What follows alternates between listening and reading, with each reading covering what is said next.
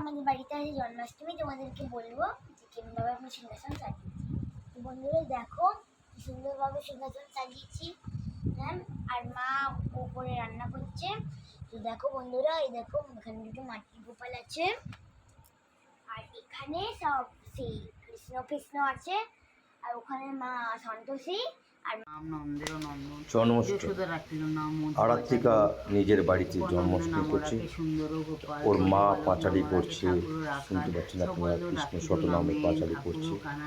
এইসব কৃষ্ণগুলো আরাত্রিকা রেগুলার পুজো করে, আপনারা দেখেছেন তো, সব জায়গায় নিয়ে যায়।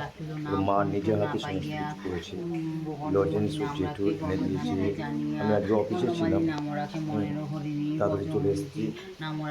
এখন সন্ধ্যাবেলায় ভোগ দেওয়া হয়েছে ঠাকুরকে, রাত্রেও পুজো হবে।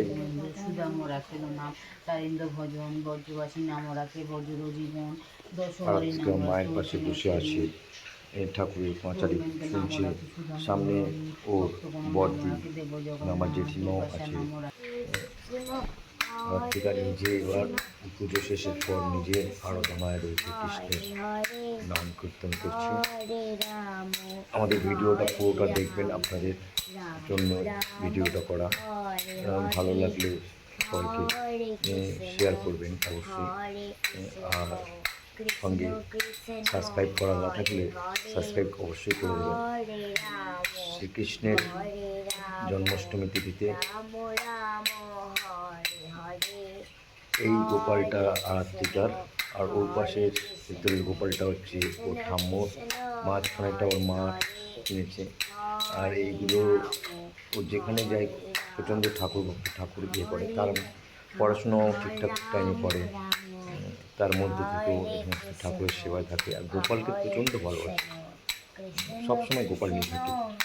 নিশ্চয়ই দেখেছেন আপনারা, গোপালকে বাতাস করছে ময়ূরের পালক দিয়ে, বলছে বাতাস করতে হয়।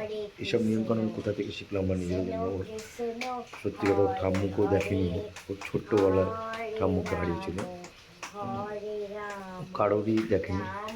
আর সারাদিন পুরো সমস্ত কিছু মার সাথে হেল্প করেছে। এবার ও ধূপ দিয়ে ঠাকুরকে আরতি করছে।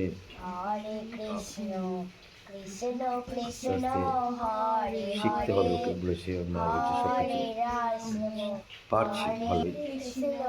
মোমবাতি ধরতে চাইছিল না, ভয় পাচ্ছিল, তারপর মোমবাতি কোনো রকম ধরেছে, যে ঠাকুরকে ইয়ে করাচ্ছে।